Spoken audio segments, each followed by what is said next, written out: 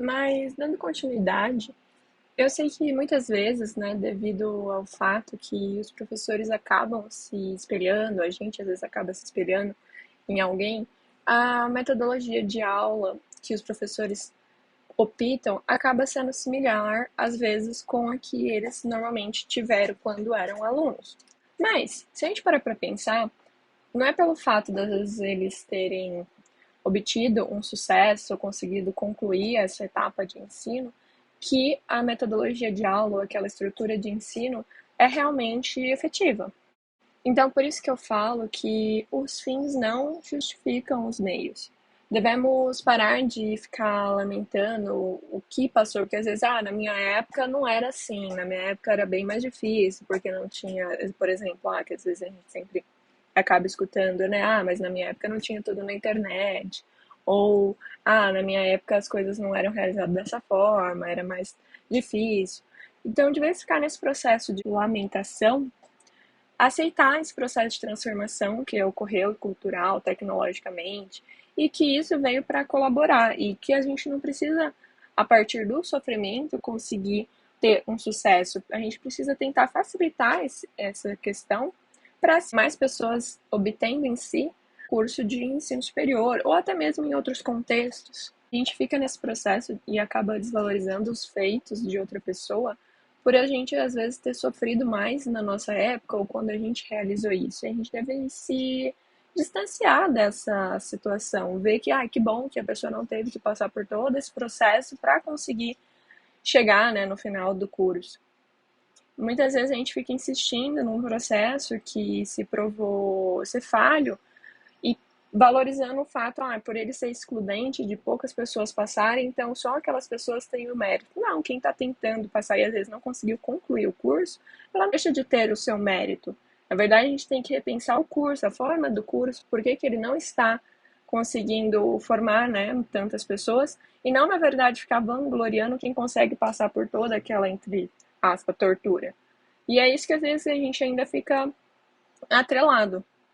Porque hoje em dia o cenário é diferente, a gente está inundado de informações, há sempre um tanto de informação que é difícil conseguir se concentrar.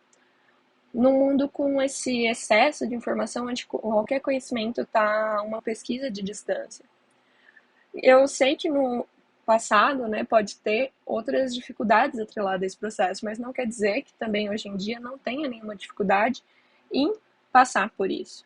E não é uma disputa em nenhum momento, a gente não está aqui para ver quem sofreu mais. É importante a gente ter em mente que a função dos educadores está mudando.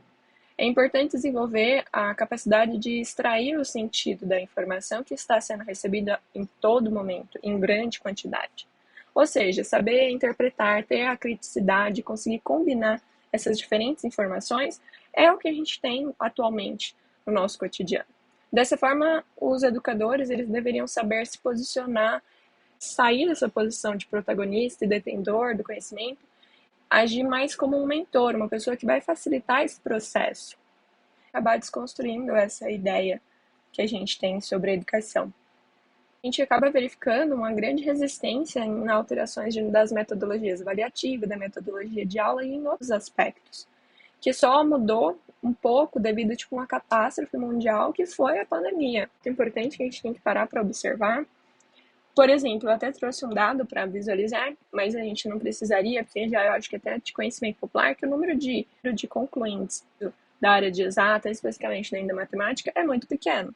Eu trouxe aqui especificamente um dado sobre a UFSCar, formandos, né, na verdade, o número de vagas que é oferecida, ingressantes, matriculados e o número de concluintes nos últimos 4 anos. E a gente consegue observar que tanto no curso de matemática integral e no curso de matemática noturna, tem um número de formandos que não ultrapassou 40% dos ingressantes.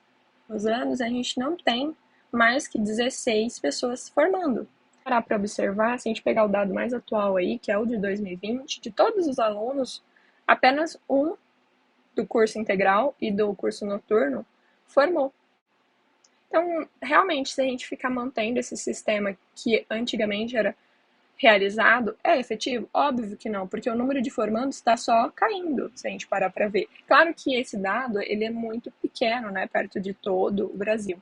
Só que a gente pode parar para ver aqui no caso da UFSCar. Se fosse realmente efetivo isso, o número de formandos estaria aumentando. Várias outras variáveis que estão envolvidas nessa situação. Mas a gente também não precisa desconsiderar esses dados, também constatam alguns pontos. Então, em geral, o que eu queria deixar aqui é essa reflexão dos últimos anos, né, de formandos e concluintes do curso de matemática entre 2017 a 2020. Lembrando que esse dado foi retirado do próprio relatório de atividades que é fornecido pela UFSCar e está disponível aqui na fonte.